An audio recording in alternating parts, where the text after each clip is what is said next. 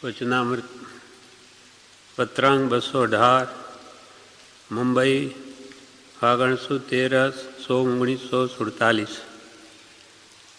સર્વાત્મા હરિને નમસ્કાર। સત સત છે, સરળ છે, સુગમ છે, તેની પ્રાપ્તિ સર્વત્ર હોય છે। સત છે, કાળથી તેને બાધા નથી, તે સર્વનું અધિષ્ઠાન છે। વાણીથી અકથ્ય છે, તેની પ્રાપ્તિ હોય છે અને તે પ્રાપ્તિનો ઉપાય છે। કૃપાલ કે સર્વશુદ્ધ આત્માઓને મારા નમસ્કાર। સત એ સત જ છે, કોઈ કાળે અસત નહીં થાય। એટલે કે જળ તે કોઈ કાળે ચેતન નહીં થાય, ચેતન એ કોઈ કાળે જળ નહીં થાય। બધા દ્રવ્યો સત છે દ્રવ્યો, અને વિચારે કરીને એને જાણી પણ શકાય છે, એટલે સરળ છે। અને જ્ઞાનીઓને તો અત્યંત સુગમ છે, કેમ કે એમને તો આ દેહ કરતા આત્મા વધારે સ્પષ્ટ જણાય છે। તેની પ્રાપ્તિ સર્વત્ર હોય છે। ચારે ગતિમાં એ આત્માની પ્રાપ્તિ કરી શકાય, અથવા આત્મા ક્યાં નથી? સર્વત્ર છે। અહીંયા ઠાંસીને જીવો ભરેલા છે। 14 લોક રાજલોકમાં અથવા તિર્યંચોમાં આત્મા છે, નરકમાંય છે, દેવલોકમાંય છે, મનુષ્યલોકમાંય છે, સર્વત્ર છે એ બીજી દ્રષ્ટિએ। બાકી ચારેય ગતિમાં એ આત્મ સ્વરૂપની પ્રાપ્તિ જીવ ધારે તો કરી શકે છે। કેમ કે સમ્યક દર્શન નરકમાંય થાય, દેવલોકમાંય થાય, મનુષ્યમાંય થાય ને તિર્યંચમાંય થાય છે। સત છે, કાળથી તેને બાધા નથી। અનંત અનાદિકાળથી સત દ્રવ્ય એટલે છે દ્રવ્ય હોવા છતાં પણ એને કાળથી કોઈ બાધા નથી। અનંત કાળ વહી ગયો ક્ષણ છતાં કોઈ દ્રવ્યમાં કોઈ ફેરફાર નહીં, મૂળ દ્રવ્યમાં। પર્યાય તો સર્વદ્રવ્યની પલટાય જ, એ તો દ્રવ્યનો સ્વભાવ છે। એમ સત છે, કાળથી તેને બાધા નથી, તે સર્વનું અધિષ્ઠાન છે। અને આત્મદ્રવ્ય જે છે એ તો સર્વનો આધાર છે। એક આત્મદ્રવ્ય ન હોય તો કોઈ દ્રવ્યની ખબર જ ન પડે શું છે જગતમાં। એટલે સર્વનો આધાર અધિષ્ઠાન તે આત્મા છે। વાણીથી અકથ્ય છે, વાણી ગોચર નથી। આત્માનું સ્વરૂપ અનુભવ ગોચર છે, વાણીથી ગોચર નથી, તેમ દ્રષ્ટિ ગોચર પણ નથી। તેની પ્રાપ્તિ હોય છે, પણ કૃપાળ દે કે ભલે વાણીથી ન કહી શકા, આંખીને ન દેખાય, છતાં તેની પ્રાપ્તિ હોય છે। તે આત્મ સ્વરૂપ અનુભવાય છે, કેમ કે અનુભવ ગોચર માત્ર તે જ્ઞાન, અને તે પ્રાપ્તિનો ઉપાય છે। પ્રાપ્તિ આત્મા પ્રાપ્તિ ભલે અરૂપી તત્વ હોવા છતાં જો મેળવવાનો ઉપાય ન હોય તો કોઈ કાળે કોઈ જ્ઞાની થાય જ નહીં, છે જ, પણ એ અરૂપી હોવાથી એ સામાન્ય રીતે જણાય એવું નથી। એનું જ્ઞાન ગુરુથી થાય। ભગવાન તીર્થંકરો પણ જ્ઞાન પામ્યા છે, તે ત્રીજે ભવે ગુરુથી જ પામ્યા છે। આ ભાવમાં એમને કોઈ ગુરુ નથી, પણ પહેલાં ત્રીજા ભાવમાં તો તીર્થંકરોના ગુરુ હતા, તેથી જ એ જ્ઞાન પામ્યા છે। એટલે ગુરુબિન જ્ઞાન થતું જ નથી। ગુરુબિન જ્ઞાન ન ઉપજે, ગુરુબિન મિલે ન ભેદ, જે આખો ભેદ છે રહસ્ય પ્રાપ્ત નહીં થાય। ગુરુબિન સંશય ના મીટે। અનાદિકાળની જે ભ્રાંતિ આપણી ચાલી આવે છે, આત્મભ્રાંતિ, તે ગુરુબિન સંશય ના મીટે। જય જય જય ગુરુદેવ, માટે ગુરુદેવનો જય હો, જય હો। એટલે આપણા જૈન દર્શનમાં દેવગુરુને ધર્મ 3 તત્વ છે। દેવ તો આપણા આર્યન છે, 18 દૂષણ રહિત, અને ગુરુ નિર્ગ્રંથ, પાછા કહેવાતા ગુરુ ના ચાલે, સતગુરુ, સત જેને પ્રાપ્ત છે એવા પ્રાપ્ત પુરુષ એ જ મોક્ષમાં આપ્ત પુરુષ છે। મોક્ષ માર્ગમાં વિશ્વાસ કરવા લાયક એ જ છે, એના આધારે જ આપણે વર્તી શકાય।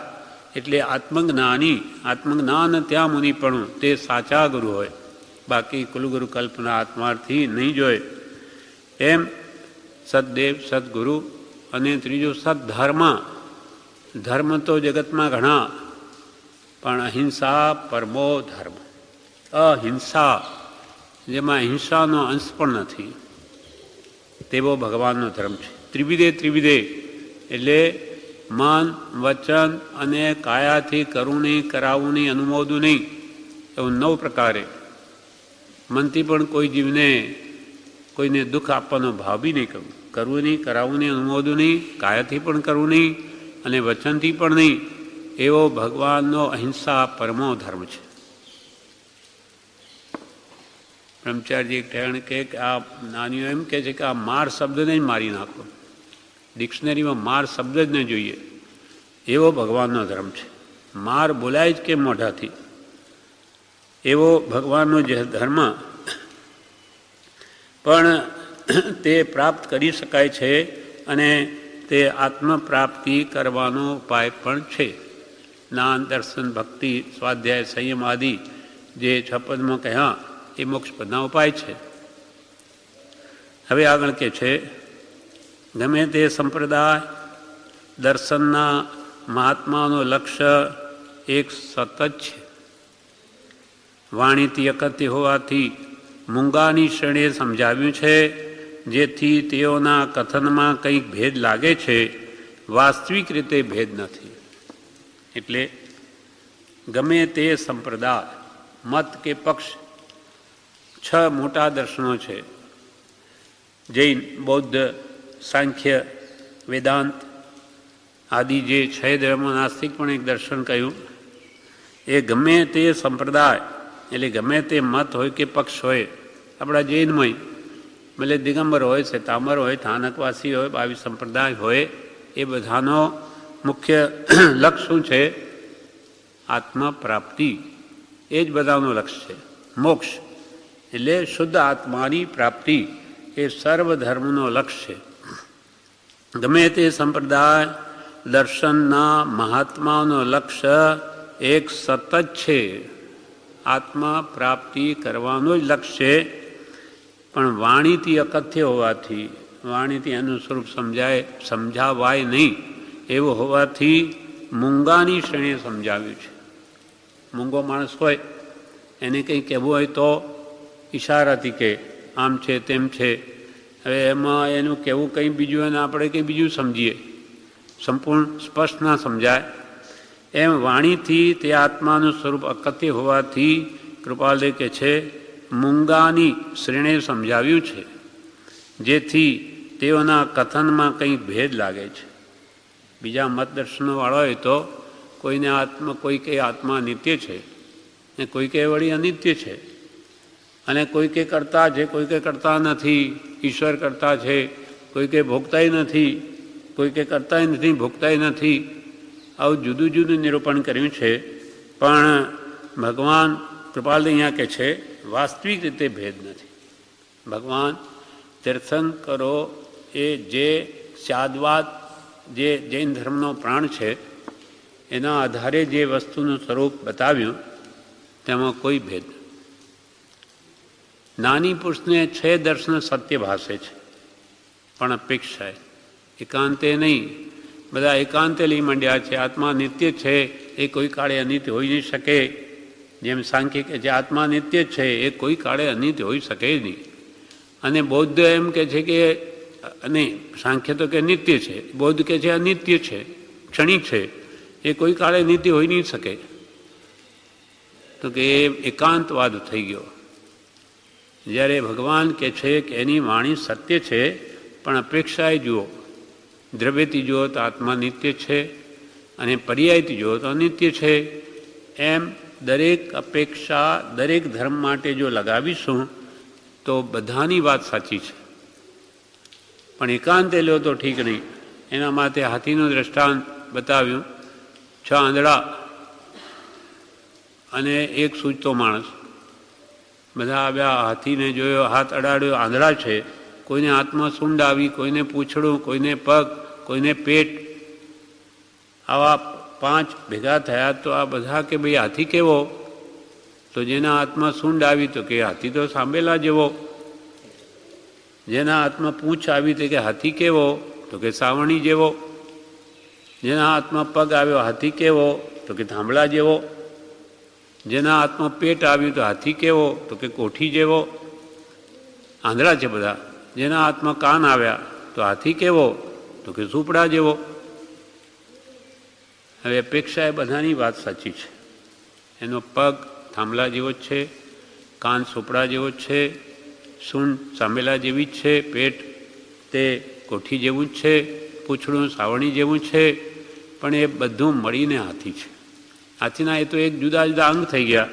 હવે એનું જ એક સ્વરૂપ માની બેસીએ કે હાથી પૂંછડા સાવણી જેવો જ, તો ખોટું ઠરે છે. તો આ બીજા મતો છે તેમ એકાંતે પકડી બેઠા છે. જ્યારે ભગવાન તીર્થંકરો કેવલનાથી જોઈને શું કહે, બધાની વાત સાચી છે. આ બધા મતવાળા કહે છે બધાની રાઈટ છે, બધી વાત બરાબર છે. તેમ હાથીનો જુદા જુદા અંગનું સ્વરૂપ એ કહે છે બિલકુલ બરાબર છે, પણ તમે એમ જ છે એમ ન કહી શકાય. એટલે ભગવાન એ કૃપાલદેવે જેમ આમાં કહ્યું, જીનવર કહે છે જ્ઞાન તેને સર્વભવ્યો સાંભળો, ચાર વેદ પુરાણ આદિ શાસ્ત્ર સૌ મિથ્યાત્વના, પણ જ્ઞાનીને તે જ્ઞાન ભાસ્યા, એ જ ઠેકાણે ઠરો, જીનવર કહે છે જ્ઞાન તેને સર્વભવ્યો સાંભળો.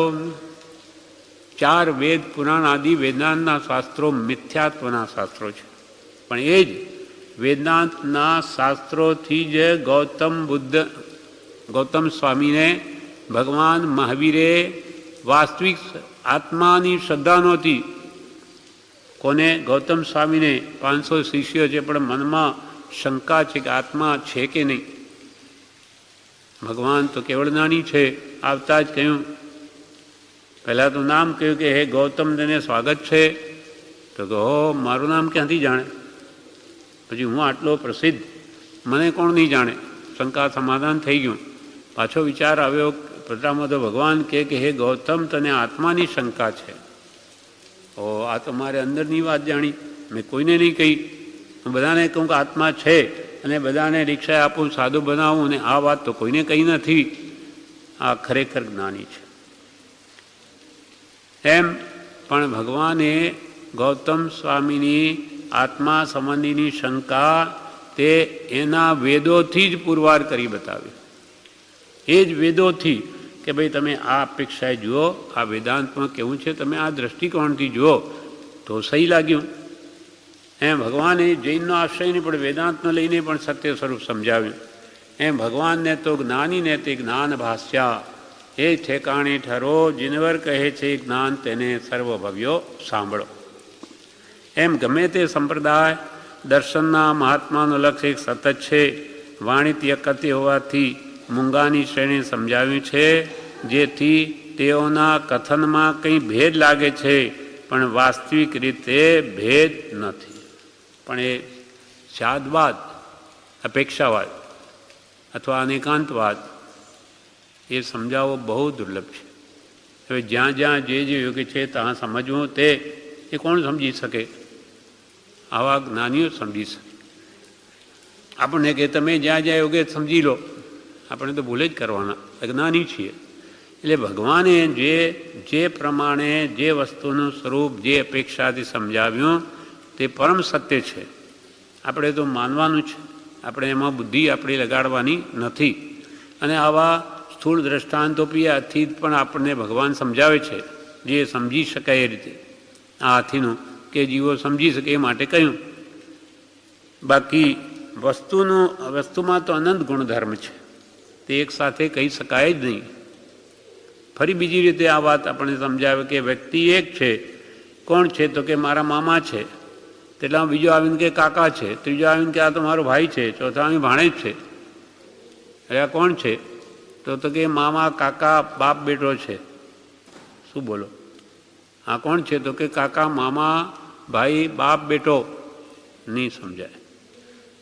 તો કે કઈ અપેક્ષા? તો કે ભાઈ જુઓ, એનો ભાણેજ હતો એ એમ કે છે કે મારા મામા છે, તો મામાની અપેક્ષાએ ભાણેજ છે, મામા છે ભાણેજની અપેક્ષાએ, તેમ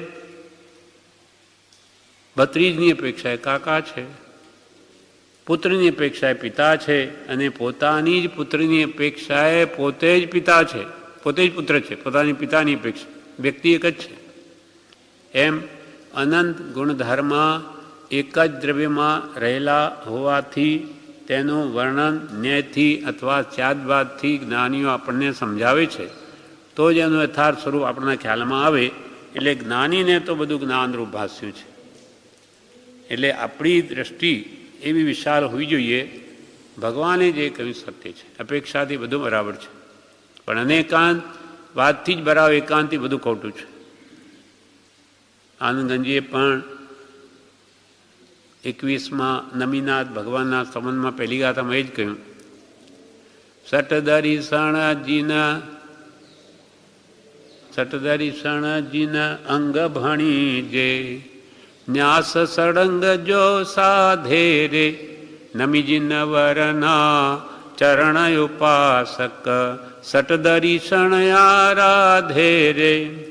નમીનાથ ભગવાનના ચરણને જે સેવે ઉપાસે તે 6 દર્શનની ઉપાસના કરે, બધા ધર્મોને ઉપાસે.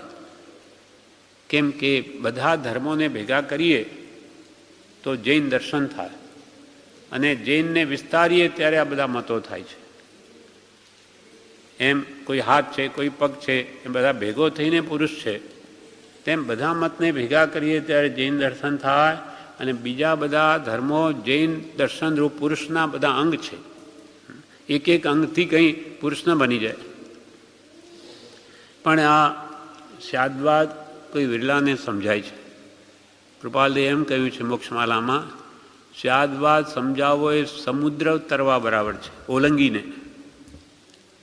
બધી યથાર્થ વાત સમજાવવી એ જ્ઞાનીની શ્રદ્ધા વગર નહીં સમજાય. ભગવાને કહ્યું સત્ય છે એ દૃષ્ટિકોણથી એ સમજે તો બધું સમજાય, નહીં તો એમાં ભૂલ જ થાય. હવે આગળ કહે છે, લોકનું સ્વરૂપ સર્વકાળ એક સ્થિતિનું નથી. ક્ષણે ક્ષણે તે રૂપાંતર પામ્યા કરે છે, અનેક રૂપ નવા થાય છે, અનેક સ્થિતિ કરે છે, અને અનેક લય પામે છે. એક ક્ષણ પહેલાં જે રૂપ બાહ્ય જ્ઞાને જણાયું નહોતું તે દેખાય છે, અને ક્ષણમાં ઘણા દીર્ઘ વિસ્તારવાળા રૂપ લય પામ્યા જાય છે. લોકનું સ્વરૂપ, લોક અને અલોક બે વસ્તુ છે. લોક ઉર્ધ્વલોક, અધોલોક, તિર્યક લોક. આપણે મનુષ્યમાં વચ્ચે છીએ, મધ્યમાં એ મધ્યલોકને તિર્યક લોક પણ કહે. ઉપર 7 રજ્જુ પ્રમાણ, નીચે 7 રજ્જુ પ્રમાણ, વચમાં જે અસંખ્યાત દ્વીપ સમુદ્ર છે તે 1 રજ્જુ પ્રમાણ થાય. આમ 14 રાજ્જુ પ્રમાણ, પણ વચ્ચેનો ભાગ સમજવા માટે એમ કહ્યો કે આ રજ્જુનું માપ શું? 1 રજ્જુ એટલે કેટલો? તો કે 1-1 બમણા થાળીના આકારે અહીંયા જ અસંખ્યાત દ્વીપ ને અસંખ્યાત સમુદ્ર છે. અસંખ્યાત, 1 પછી 2 થી 4, 8, 16, 32, 64, 128 એમ 1-1 બમણા કરતા જવું. ક્યાં સુધી? અસંખ્યાત. જેમાં પૃથ્વી છે, આપણે જમ્બુદ્વીપમાં છે તો એથી સમુદ્ર છે એની ચારે બાજુ, તેનાથી બમણો. આ 1 લાખ યોજન તો પેલું 2 લાખ યોજન. યોજન એટલે કેટલો? તો કે 4 ગાઉ એટલે 8 માઇલ. આમ તો શાશ્વત યોજન તો 4000 માઇલનો કે છે. હવે આવું 1-1 બમણા કરતા અસંખ્યાત દ્વીપ સમુદ્ર કેટલું બધું થાય? તો કે બધું ભેગું કરીશું ત્યારે 1 રજ્જુ પ્રમાણ કહેવાય. એનું 7 ગણું તો ઉપર, 7 ગણું નીચે. આ 14 રજ્જુ પ્રમાણ લોક છે, અને આ લોકમાં 6 દ્રવ્યો છે. 6 દ્રવ્યોનો સમૂહ, એનું નામ જ લોક છે. એના બહાર 6 દ્રવ્યો નથી, માત્ર આકાશ દ્રવ્ય જ છે. એટલે 6 દ્રવ્યોનો સમૂહ, એનું નામ લોક. જ્યાં લોકાંતે, લોકના અંતમાં, ત્યાં ભગવાન, બધા સિદ્ધ ભગવંતો ત્યાં બિરાજે છે. કેમ કે એના ઉપર ધર્માસ્તિકા દ્રવ્ય નથી, એ ત્યાં સુધી છે, ત્યાં સુધી જ ગમન થાય. બહાર શું છે? બહાર બધો અલોક. કેટલો? એનો અંત જ નથી, અનંત છે. ભગવાનના જ્ઞાનમાં એનો અંત દેખાયો નથી. એવું બધું અદ્ભુત આપણી કલ્પનામાં ના આવે એવું બધું સ્વરૂપ છે. તો એ લોકનું સ્વરૂપ સર્વકાળ એક સ્થિતિનું નથી. સર્વકાળ એક સ્થિતિ નથી રહેતી, પર્યાય પલટાયા કરે છે. ભગવાનના જમાઈ, ભગવાન મહાવીર સ્વામીના જમાઈ કોણ હતા? જમાલી, પ્રિયદર્શના પુત્રી હતી ભગવાન મહાવીરની. એના પતિ જમાલી, એને દીક્ષા લીધી, પછી પ્રિયદર્શનાએ લીધી, એના મતમાં ગઈ, એને તો પાછી ઠેકાણે આવીને ભગવાન મહાવીરના મતમાં આવી ગઈ. પણ પેલો તો એવો જ રહ્યો. જમાલી પોતાને સર્વજ્ઞ મનાવે, હું સર્વજ્ઞ છું, ભગવાન મહાવીર સર્વજ્ઞ તેમ હું સર્વજ્ઞ. એકવાર ભગવાન પાસે આવે છે, એટલે ત્યાં એમને પૂછ્યું ભગવાને કે આ લોક છે તે શાશ્વત કે અશાશ્વત? આ લોક કાયમ રહેશે કે નહીં રે, વિખરાઈ જશે? કેમ કે કેવળ નાની પોતાને મનાવે, સર્વજ્ઞ, સર્વજ્ઞ, જ્ઞ એટલે જાણવું, સર્વ જેને જાણી લીધું, એટલે કે કેવળ નાનીને આપણે સર્વજ્ઞ કહીએ. તો તમે સર્વજ્ઞ મનવા તો કહો આ લોક શાશ્વત છે કે અશાશ્વત? જવાબ નહીં આપી શકે. એને છે નહીં જ્ઞાન, એટલું શું કે એટલામાં ગૌતમ સ્વામી બોલ્યા. પછી ભગવાન એમને પૂછે છે કે કેમ, શું એનો અર્થ છે, લોક શાશ્વત છે કે અશાશ્વત? ત્યારે ગૌતમ સ્વામી કહે કે આમ શાશ્વત પણ છે ને અશાશ્વત પણ છે. પર્યાયની અપેક્ષાએ અશાશ્વત છે અને દ્રવ્યની અપેક્ષાએ શાશ્વત છે. છે દ્રવ્યો લોકમાં રહેલા છે, એ કોઈ કાળે કોઈએ બનાવ્યા નથી. અનઆદિ, જેની કોઈ આદિ પણ નથી, જેનો કોઈ અંત પણ નથી. એટલે તમે દ્રવ્યની અપેક્ષાએ આપણે જો ગણીએ તો લોક શાશ્વત છે. આ લોક રહેવાનો જ, કોઈ કાળે એનો નાશ નહીં થાય. અને પર્યાયની અપેક્ષાએ કહીએ તો એ અશાશ્વત છે. હમણાં પંચમ કાલ ચાલે, પ્રતિ સમય એમાં પરિવર્તન થાય છે. પછી છઠ્ઠો વારો આવશે, પછી પાછો છઠ્ઠો આવશે, પાંચમો આવશે, ચોથો. તો એ અપેક્ષાએ જોઈએ, પર્યાયની અપેક્ષાએ તો અશાશ્વત લોક અને દ્રવ્યની અપેક્ષાએ શાશ્વત છે. જ્યારે ભગવાન કે આ તો કે બધા હજુ છદ્મસ છે, કેવળના નથી પામ્યા, એવા આ ગૌતમ સ્વામી આદિ પણ કહી શકે છે ન જવા. તમે સર્વજ્ઞ થઈને તમને ખબર નહીં પડે તો સર્વજ્ઞ શાના તમે? તો એ નહીં, હું તો સર્વજ્ઞ છું. તો એની એવી મિથ્યા માન્યતા થઈ ગઈ, કોણ કઢાવી શકે? એટલે એ મિથ્યા દ્રષ્ટિ જ રહ્યો. એમ અહીંયા ભગવાન કઈ કૃપાલે લખે છે, લોકનું સ્વરૂપ સર્વકાળ, એટલે ભૂત, ભવિષ્ય, વર્તમાન, સર્વકાળ એક સ્થિતિનું નથી. ફર્યા જ કરે, પર્યાંતર પામ્યા જ કરે છે. ક્ષણે ક્ષણે રૂપાંતર પામ્યા કરે છે. મોટું પરિવર્તન તો પંચમહારો પૂરો થશે ત્યારે છઠ્ઠો આવશે. બાકી પ્રતિ સમયે પ્રત્યેક દ્રવ્યનું વર્તમાન સ્વરૂપ, વર્તમાન કાળ એક સમય માત્ર છે. એક સમય પછી તો એનું રૂપાંતર થાય જ, એવું દ્રવ્યનું સ્વરૂપ છે. દ્રવ્ય ઇતિ દ્રવ્યતિ ઇતિ દ્રવ્ય, જે દ્રવ્ય, જે પરિણામ પામે તેનું નામ દ્રવ્ય છે. અને પરિણામશીલ જેનો સ્વભાવ છે તેનું નામ જ દ્રવ્ય છે. તો લોક સર્વકાલ એક સ્થિતિનો નથી. ક્ષણે ક્ષણે તે રૂપાંતર પામ્યા કરે છે. રૂપાંતર એટલે પર્યાયાંતર, એનું રૂપ ફર્યા કરે. અનેક રૂપ નવા થાય છે. પ્રતિ સમયે અનેક સ્થિતિ કરે છે. હવે આ ઉત્પાદ વ્યય દ્રવ્યનું સ્વરૂપ કે છે. પ્રત્યેક દ્રવ્ય કેવું છે? ઉત્પાદ વ્યય દ્રવ્યમ સત, જેની પ્રતિ સમયે એક પર્યાયની ઉત્પત્તિ છે, પૂર્વ પર્યાયનો લય છે અને દ્રવ્ય ધ્રુવ છે. તો અનેક રૂપ નવા થાય છે આ લોકમાં, છે દ્રવ્યોના. અનેક સ્થિતિ કરે છે અનેક ધ્રુવ રહે છે સમય એક સમયમાં, અને અનેક લય પામે છે, અનેક પાછા પર્યાય નાશ પામે. એક ક્ષણ પહેલાં જે રૂપ બાહ્ય જ્ઞાને જણાતું નહોતું તે તો દેખાય. એક ક્ષણમાં તો આખું નહોતું એ કંઈ નવું જ રૂપ દેખાય. કેમ કે પ્રતિ સમય પલટાય જ છે. અને દેખાય, અને ક્ષણમાં ઘણા દીર્ઘવાળા રૂપ લય પામે છે. ઘણો મોટો ભાગ નાશ પામી જાય. કંઈ બોમ્બ પડે કે અથવા આખી દ્વારિકા સોનાની 56 કોટી જાદવની બધું દેવે દીપાય એ બાળી નાખી, બધું નાશ પામી ગયું એક સાથમાં.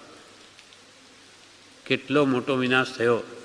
એમ આ બધું પરિવર્તન થયા જ કરે છે. ક્ષણમાં નથી એ દેખાય, ને હોય તે નાશ પામી જાય. એમ એક ક્ષણ પહેલાં જે રૂપ બાહ્ય જ્ઞાને જણાયું નહોતું, આપણા બહારના જ્ઞાનથી, કેવળ જ્ઞાન તો બધું દેખાય, શું કેવી રીતે પ્રતિ સમયે શું પરિવર્તન થવાનું છે, પણ આપણું જ્ઞાન તો સીમિત છે, દેખાય.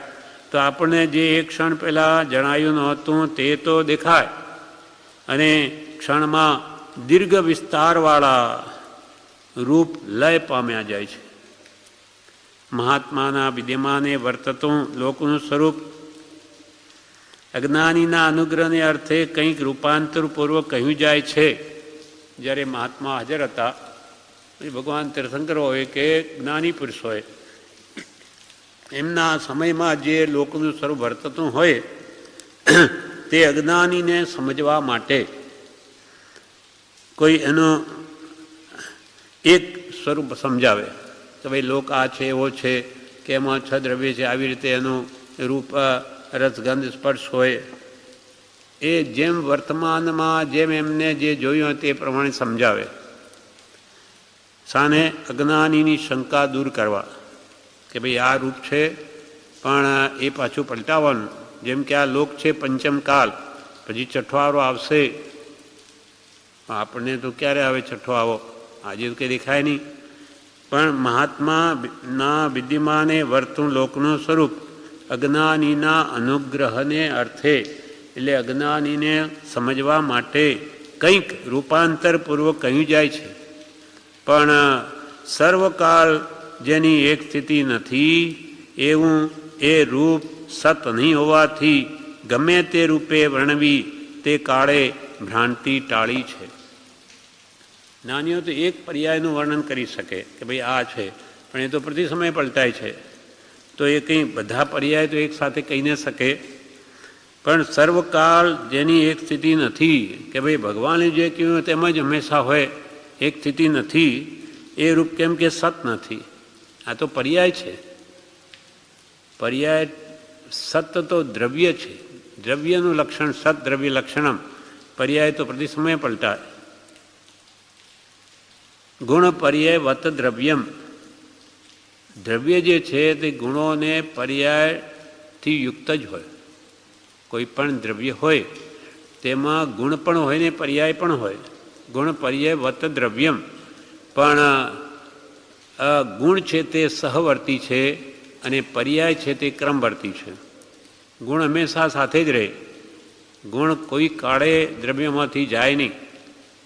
જેમ આત્માનો ગુણ છે જાણવું અને જોવું, જ્ઞાન દર્શન ચારિત્ર, જાણવું જોવું સ્વભાવમાં સ્થિર રહેવું એ આત્માનો ગુણ છે અથવા સ્વભાવ છે.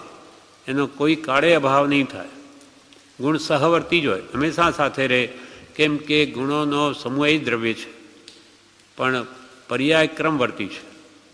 એક પર્યાય જાય બીજી આવે, એક જાય બીજી આવે. આવું પ્રતિ સમયે થાય છે. આપણને ખ્યાલ નથી આવતો, પ્રતિ સમયે પલટાય છે.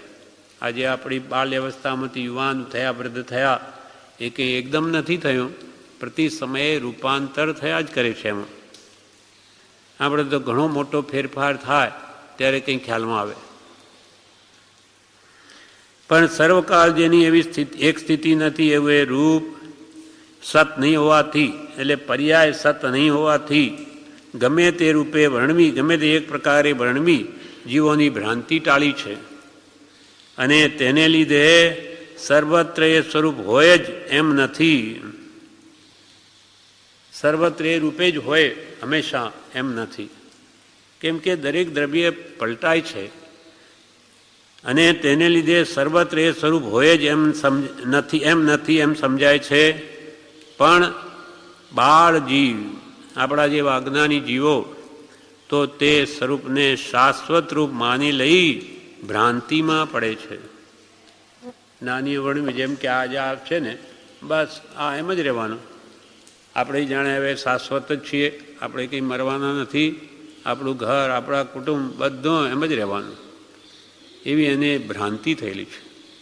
એનું કારણ મોહ છે. જાણે છે બધા મરી ગયા, બધા મૂકીને જાય, છતાં અંદરમાં બેસતું નથી. જોઈએ તેવું બેસતું હોય તો એને કેવો વૈરાગ્ય વર્તે. તો આ બધું છોડીને જવાનું છે, કોના માટે ભેગું કરું? અને આ રાગ દ્વેષ મોહ કોના માટે, શા માટે હું બંધાઉં? બધું જ મૂકીને જવાનું છે. બોલે ભલે પણ અંદરમાં ઉતરતું નથી. એનું કારણ છે દર્શન મોહ. એ મિથ્યાત્વ, સાચી વાત અંદર ઉતરવા જ નથી દેતું, બેસવા જ નથી. એટલું બધું એ કર્મનું પ્રાબલ્ય છે. બોલે છતાં એને અંદરમાં જુદું જ છે. એટલે કે જે બાળ જીવ એટલે અજ્ઞાની જીવો તો તે સ્વરૂપને એટલે દ્રવ્યની પર્યાય સ્વરૂપ છે તેને શાશ્વત માની લે છે. આપણે હવે આ પર્યાય છે, આ એક મનુષ્ય પર્યાય, બસ આપણે તો એમ જ રહેવાના અને મનુષ્ય જ રહેવાના કાયમ. બાળ જીવો તો તે સ્વરૂપે ને શાશ્વત માની લઈ ભ્રાંતિમાં પડે છે. પણ કોઈ જોગ જીવ એવી અનેકતાની કહેણીથી મૂંઝાઈ જઈ સત તરફ વળે છે. કોઈક વિરલા નાની પુરુષો જેવા કે આ છે શું?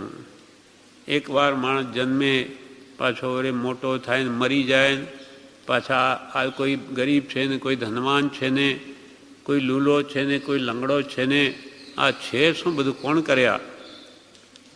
એવું જે કર્મના ચમત્કારના પાઠમાં કૃપાલદેવે કહ્યું, એમાંથી એને જો વિચાર કરે કોઈ તો આ છે કોણ? પછી શું ઈશ્વર આ બધું કરે છે? અનેક વિચાર આવે એને, પછી એમાંથી એને રસ્તો નીકળે. જેમ કૃપાલદેવે પોતા માટે કહ્યું, આ ભવ બણ ભવ છે નહીં એ જ તર્ક અનુકૂળ, વિચારતા પામી ગયા આત્મધર્મનો મૂળ. આ ભવ સિવાય કોઈ ભવ છે જ નહીં, બધી ખોટી વાત છે. તો પછી આ જુદા જુદા રૂપ કેમ દેખાય? કોણ કરે છે? તો વેદાંત કે ઈશ્વર કરતા છે. એ પણ વિચારી અનેક રીતે જોયું. ઈશ્વર જો કરતા હોય તો આવી રીતે કોઈને ગરીબને ધનવાન બનાવે નહીં, એ તો બધાને સરખા જ કરે. તે વાત બેસતી નથી. આવો સર્વશક્તિમાન ઈશ્વર તો એને કોણે બનાવ્યો? એને આવી શક્તિઓ આપી કોણે? તો કે ફલાણાએ તો ફલાણાને કોને બનાવ્યો? કોઈ કાળે અંત ના આવે. અને આપણા પિતારૂપે ઈશ્વર હોય ત્યાં આવીને આપણને કેમ કહે નહીં કે તમે ભાઈ આવો પાપ ન કરો, નહીં તો હું તમને નરકમાં નાખી દઈશ? બાપ હોય તો બેટાને ચેતાવે કે નહીં? તો કેમ દેખાતો નથી ઈશ્વર? શું એને ભય લાગે છે આપણી? બાપને આપણાથી ભય લાગે બેટાથી? એમ અનેક પ્રકારે શંકાઓ ઊભી થાય. એટલે આ જગતનો ઈશ્વર સિદ્ધ થતો જ નથી. એટલે કૃપાલ કે કરતા ઈશ્વર કોઈ નહીં. ઈશ્વર તો શુદ્ધ સ્વભાવ, શુદ્ધ સ્વભાવને પામ્યા તે ઈશ્વર થયા છે. અને ઈશ્વરને આ બધી ઉપાધિ કરવી હોય તો આપણા કરતાં મહાદુખી હોય. બધાનું આ કર્મના ખાતા રાખવાને અને નર્કમાં મોકલો ને એને તિર્યંચમાં મોકલો ને આવું કરે? ભગવાન એવું કરે? ભગવાન તો દયાળુ છે. એટલે અનેક પ્રકારે ઈશ્વર સિદ્ધ કરવા જતાં થતો જ નથી. તો પછી આ કરે છે કોણ? એટલે કોઈક વિચારવાન ખૂબ એલા સૂક્ષ્મ વિચારથી ઊંડો ઉતરતા એને આ સ્વરૂપ સમજાય છે કે આ કરનાર કોણ છે. એટલે કૃપાલ એમ કે છે, બાળજીવ તો તે સ્વરૂપને શાશ્વત રૂપ માની લઈ ભ્રાંતિમાં પડે છે. પણ કોઈ જોગ જીવ, યોગ્ય જીવ એવી અનેકતાની અનેક રૂપાંતર જે થાય છે જીવોમાં જુએ છે, જુદા જુદા રૂપ અને જુદી જુદી એની દશા, એ એવી અનેકતાની કહેણીથી મૂંઝાઈ જઈ સત તરફ વળે છે. તો તો એ સત્તર પડે કે આ છે શું. જે ભગવાન નેમિનાથના પૂર્વભમાં એ અનંગદેવને એ જુએ છે, તે શેઠ પુત્ર જે બહુ પુણ્યશાળી છે, પોતાની પત્નીઓ સાથે બગીચામાં બેઠો છે, સંગીત ચાલી રહ્યું છે, કોઈ દાન માંગવા આવે તો એને દાની આપી રહ્યો છે. નેમિનાથ ભગવાનનો જીવ રાજા છે આગલા ભાવમાં. ત્યાં થઈને બહાર જતાં જોયું કે આ છે કોણ દેવ જેવો, આ દેવતાએ સુખ ભોગવ્યા કોણ છે. મંત્રીને પૂછ્યું તો મંત્રી કે મહારાજ આ તો આપણા જ ગામનો શેઠ પુત્ર છે અનંગદેવ. આવું? હો, આવા આપણા રાજ્યમાં સુખી જીવો છે. એટલે બહુ આનંદ થયો. અને પાછા ફરીને કે સાંજે આવે છે તો જુએ તો એની જે પેલી અનામી ટાઠડી ને જોઈ કે આ કોણ મરી ગયું, કોણ છાતી ફાટ વિલાપ કોણ કરે, શું થયું? તો કે તપાસ કરી ત્યારે મંત્રી કહે કે એ તો જે આપે જોયો અનંગદેવ સવારમાં તમે કહેતા દેવતાએ સુખ ભોગવ્યું, એ તો મરી ગયો. ઓહો, આવું ક્ષણિક સ્વરૂપ છે. એમને વૈરાગના નિમિત્ત બનેને એ છોડીને દીક્ષા લઈ લે છે.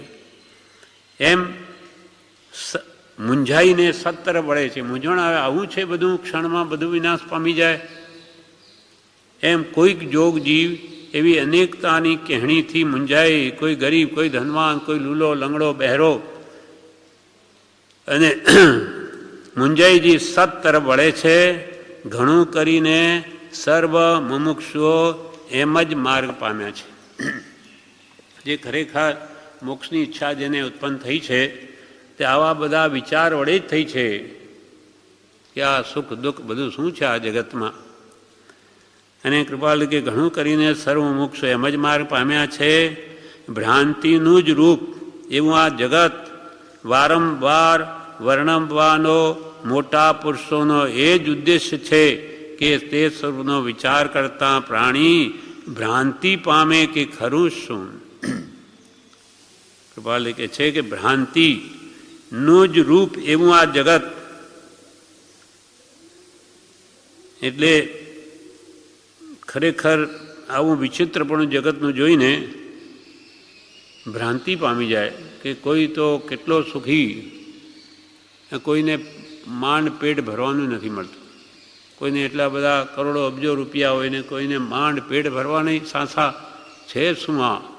એમ જે વાસ્તવિક સ્વરૂપ જગતનું છે વર્તમાનમાં એ જ્ઞાનીઓ વારંવાર શા માટે વર્ણવે કે જીવોને ખ્યાલ આવે કે છે શું આ બધું, ને એ વિચાર એના ઉત્પન્ન થાય. એટલે ભ્રાંતિનું જ રૂપ જે ભ્રાંતિ પડે જીવને એવું જ રૂપ આ જગત વારંવાર વર્ણવવાનો મોટા પુરુષોનો નાની પુરુષોનો એ જ ઉદ્દેશ્ય છે. વારંવાર કે આ દુઃખના અને આ શું કામ વર્ણન કરો તમને, તો કે આ જીવોને કંઈ ખ્યાલ આવે. આમ તો એને વિચાર ઉદ્ભવતો નથી, પોતે સુખી એટલે જાણે બસ પતી ગયું, પણ આ બીજા દુઃખી છે બહુ. એવું જે જગતનું વર્ણન વારંવાર શા માટે કર્યું, તો કે છે કે આ ઉદ્દેશ્ય છે એમનો કે તે સ્વરૂપનો વિચાર કરતાં પ્રાણી ભ્રાંતિ પામે કે આમાં ખરું શું છે, શું ઈશ્વર કરતા છે કે કોઈ બીજો કોઈ કરતા છે, કે આ જગતનું અધિષ્ઠાન શું છે. આમ અનેક પ્રકારે કહ્યું છે, તેમાં શું માનું અને મને શું કલ્યાણકારક. એટલે એવી વિચારણા જીવોને ઉત્પન્ન થાય એના માટે જ્ઞાની પુરુષે વારંવાર વર્ણન કર્યું. તો એમાં હું શું માનું, આ જગતના સ્વરૂપમાં કોણ કરતા છે કે નથી, કે હું શું માનું અને શું માનવાથી મારા આત્માનું કલ્યાણ થાય. આ ખરેખર આ બધું દુઃખ છે, તો એ દુઃખથી છૂટવું હોય તો મારું કલ્યાણ કેમ કરવું, એનો ઉપાય શું, એમ વિચારવાન પુરુષો કોઈક એમાં ઊંડા ઉતરી શકે એના માટે કહ્યું છે. અનેક પ્રકારે જગતનું સ્વરૂપ કહ્યું છે, તેમાં શું માનું અને મને શું કલ્યાણકારક, એમ વિચારતા એને એક ભ્રાંતિનો વિષય જાણ્યો. આ તો બધા જુદા જુદા એના ઉપાય કે છે મોક્ષના, બધા દુઃખથી છૂટવાના કહે ઉપાય અનેક, અથવા મત દર્શન ઘણા, કહે ઉપાય અનેક, તેમાં મત સાચો કયો, બનેને વિવેક. કંઈ ખરેખર કે કંઈ રસ્તો જ જડતો નથી. બધા જ કે અમારા ધર્મથી મોક્ષ પડ્યો, કે એમ તમે છૂટી શકો, તો સત્ય શું છે એમ અહીંયા કે છે. એમ વિચારતા વિચારતા એને એક ભ્રાંતિનો વિષય જાણી. આ તો બ્રહ્મ પડી જવા જેવું છે, કે રસ્તો જ મળતો નથી, સત્ય શું છે એમ જાણી જ્યાંથી સતની પ્રાપ્તિ હોય છે એવા સંતના શરણ વગર છૂટકો નથી. એમ સમજી તે શોધી શરણાપન્ન થઈ સત પામી સતરૂપ હોય છે. બધો વિચાર કરીને થાકે, અહીં પત્તો ખાતો નથી. બધા જ કે આ અમારું સાચું, મત મત ભેદે રે જો જી પૂછીએ સૌ થાપે અહમેવ, સત્ય શું એમ કરીને એક જ્ઞાનીનું શરણ શોધે કે ભાઈ આના સિવા કોઈ અહીં માર્ગને પામેલો જ માર્ગને પમાડશે એવો કોઈ પુરુષ હોય તો આપણને સાચું માર્ગદર્શન મળે. બાકી આપણે એમાં કંઈ નિર્ણય કરી શકીએ નહીં. કેમ કે બધા ધર્મવાળા પોતપોતાના તર્ક આપે. એટલે જ્યાંથી એમ વિચારતા વિચારતા અને તો કે આ ભ્રાંતિનો વિષય જાણી જ્યાંથી સતની પ્રાપ્તિ હોય છે એવા સંતના શરણ વગર છૂટકો નથી. નાની પુરુષ વગર એનો નિવેડો આવે એવો નથી. એમ સમજી તે શોધી શરણાપન્ન થઈ સત પામી સતરૂપ હોય છે.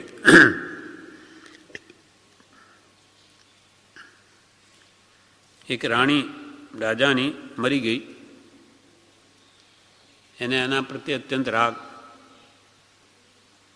તો એ એમ માને છે કે આ મરી જ નથી, બસ ખાલી રીસાણી છે. એની પાસે જ બેસી રહે. રાજકાજ બધું મૂકી દીધું.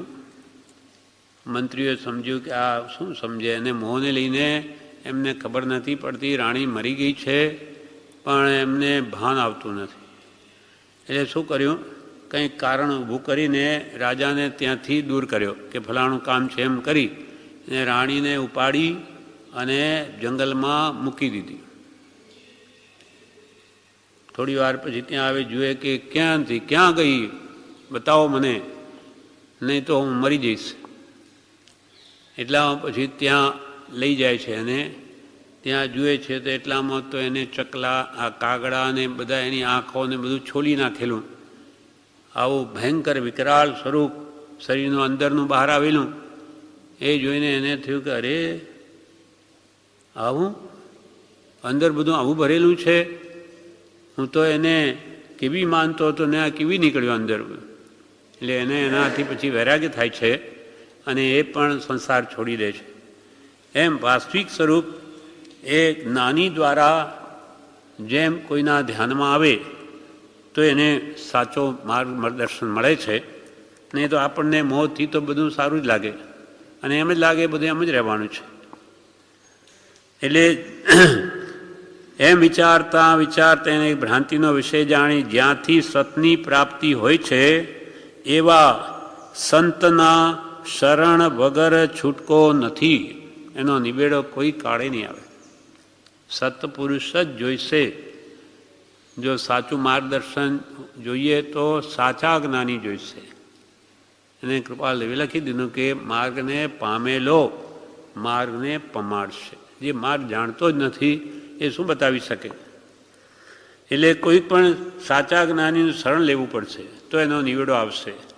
એ વગર છૂટકો નથી એમ સમજી તે જીવ, જેને કોઈક યોગ્ય જીવને આ વિચાર આવશે કે હવે શું છે, તે પછી જ્ઞાનીને શોધી શરણાપન્ન થઈ એનું શરણું સ્વીકારી એટલે કે એની આજ્ઞામાં રહી સત પામી.